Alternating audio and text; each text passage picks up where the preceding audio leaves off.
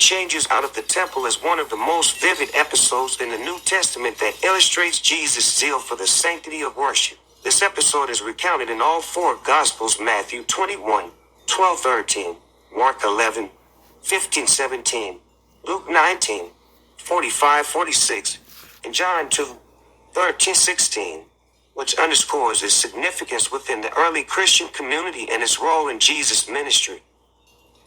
The episode takes place in the context of the Jewish Passover, a time when Jews from all over the Roman Empire would pilgrimage to the temple in Jerusalem to offer sacrifices and celebrate the festival. The temple had an outer court called the Court of the Gentiles, and it was here that the scene unfolds.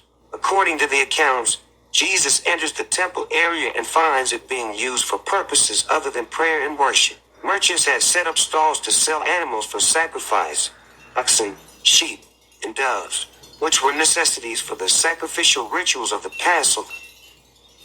However, the selling of these animals within the temple precincts, particularly at what were likely inflated prices, exploited those who had come to worship and offer sacrifices.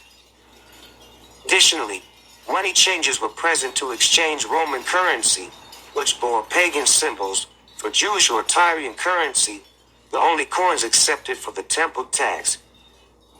This exchange, too, was likely done at unfair rates, further burdening the worshippers. It is in this setting that Jesus takes decisive action.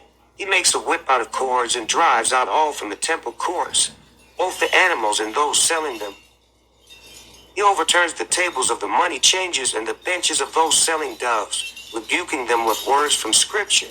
"My house will be called a house of prayer," he says, citing Isaiah 56:7, "but you are making it a den of robbers," referencing Jeremiah 7:11.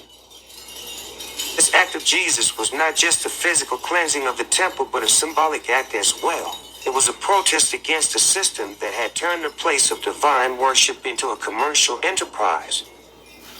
Jesus' action points to a deeper theological and moral critique of how religious practices had strayed from their intended purpose: to foster a relationship with God, not to exploit the faithful for profit. The reaction to Jesus' actions varied. His disciples recalled the words of Psalm 69:9, "Zeal for your house will consume me," seeing his actions as the fulfilling of Scripture.